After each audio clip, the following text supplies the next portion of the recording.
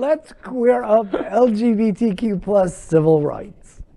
In queer American history, July 4th, 1965, the modern gay rights movement started at Independence Hall in Philadelphia. Philadelphia has a long history of fighting for LGBTQ civil rights. In fact, Philadelphia protests seeking equality for LGBTQ plus people predate the famed Stonewall riots. From 1965 to 1969, demonstrators picketed at Independence Hall on July 4th.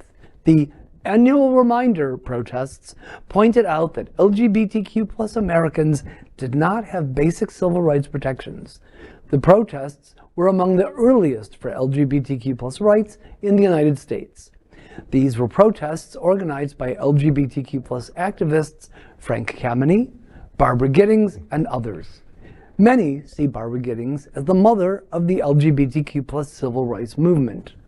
The demonstrations were strategically held on Independence Day, July 4th, to draw attention to the lack of civil rights and equality for LGBTQ plus individuals. The activists picketed outside Independence Hall and the Liberty Bell, calling for an end to discrimination and advocating for the recognition of LGBTQ plus rights. The annual reminders were influential in raising awareness about LGBTQ plus issues and challenging societal norms surrounding homosexuality. Although the modern gay rights movement gained significant momentum after the Stonewall uprising in 1969, the annual reminders played a crucial role in laying the groundwork for future activism and were part of the broader efforts to achieve equality for the LGBTQ plus community. Two of my very, very favorite historic sites that I visit every time I'm in Philly, the city of both brotherly and sisterly love. Yeah. There's the historical markers. There's the one in front of Independence Hall that actually cites the annual reminders marches. It's amazing. And then a few blocks away, at the corner of 21st and Locust, is a sign for Barbara Gittings. Oh. So it just makes me feel really good on there in the gay neighborhood. That's great. Yeah. I did not know this before reading the news story. Wow. And interesting, it took place 11 days before I was born. Oh. Yes, I'm aging myself. But I mean, it points to a much larger, you know, Stonewall is important, and it is, but there's just so much gay history prior to Stonewall. Well, you know, we're sitting at the Sunshine Cathedral, which I don't know if it still is or it's not, but you know, it was part of the Metropolitan Community Churches, which were started in 1968 by the Reverend Troy Perry, who got defrocked for being gay. Yeah. Let's go back 20 years, 25 years prior to that. You know, if you've seen the pink triangle that ACT UP used back in the day, that comes from the Nazi death camp. That's how they marked the gays in the Nazi death camps. That's right. And I remember sharing that fact at Hollywood Pride, and people didn't know that. And it's like, yeah, it's a good point. History is important. There's also a little matter of the Walt Whitman Bridge in Philadelphia. I was thinking about that, going back to the Walt. Yeah. I mean, the need for this is so critical because, I mean, and in a moment where they're trying to not just like, they're trying to erase our history. They're trying to erase us, right? And like more than ever, these stories need to be told, need to be commemorated. Also, Mark Stein wrote this fabulous book. He's a historian. He's a dear friend who wrote The City of Sisterly and Brotherly Loves that tells the significance of Philadelphia at being at the center of so many of these early debates, pre-Stonewall and certainly after Stonewall. But I cut you off, I think, and I didn't mean to. Oh, no, I was just going to say that all of these historical stories are important for us to remember and talk about.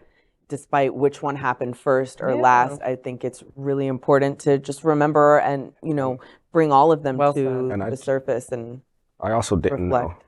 I also didn't know until I read about that at all. What year was the Harvey Milk in San Francisco? When did that all happen? There was 78. Right after Anita Bryant. Yeah. And these are, I mean, like, these are the stories we know, even if we don't know them well. Sure. How many do we not even know yet? Well, people don't talk about like, go to the archives. It would have been great to learn this in school. One thing I forgot to mention about the pink triangle, and this was something I didn't even know, but when they liberated the camps at the end of world, the gays were not liberated.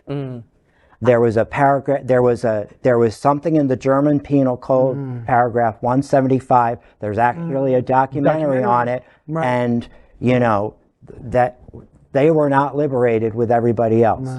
And that I may die mad about that one.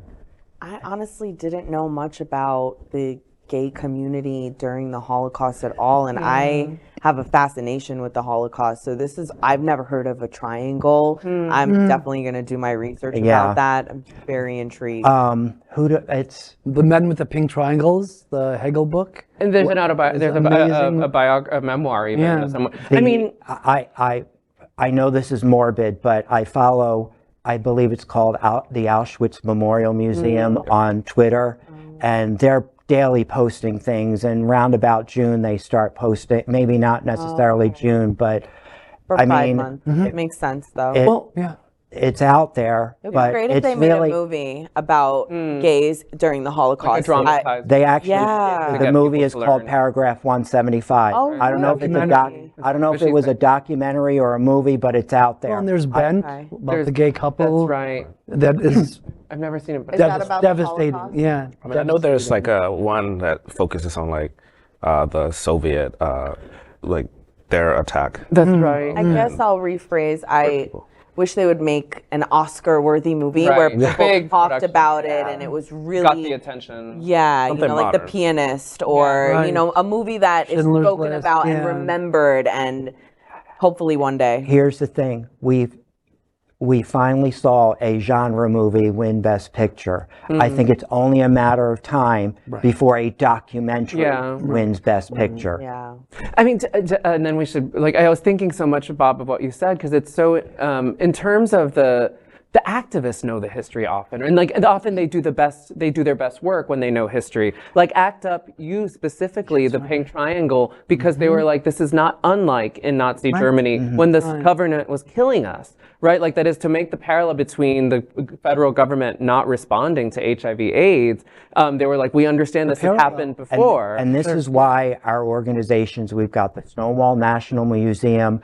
I have a box of things from Gay Games 1994 that I actually need to take over. Now, maybe not, I guess it's the Stonewall Museum. Yeah, Stonewall. You know, but I mean, and, you know, both people mentioned, I know Barbara Gittings has been gone a while. I think David, you know, Frank we are, Kameny, you know, we've lost the activist to old age, and we lost a lot to AIDS too.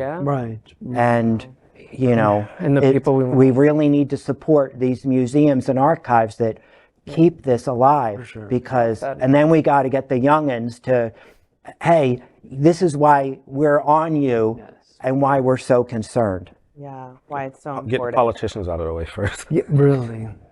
We are Queer News Tonight, the world's first and only live daily LGBTQ+ evening news show, brought to you from Happening Out Television Network.